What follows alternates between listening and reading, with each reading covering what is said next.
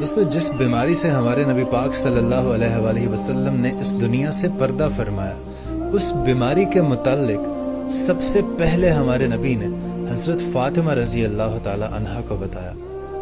کیونکہ آپ اپنی بیٹی سے بے حد محبت کرتے تھے۔ یہ خبر سن کر حضرت فاطمہ زارو قطار رونے لگی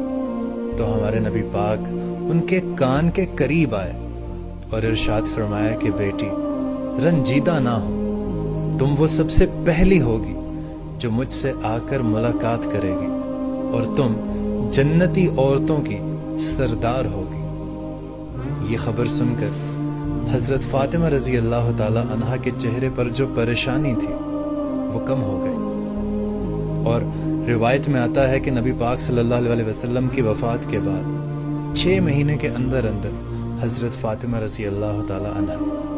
اپنے پیارے نبی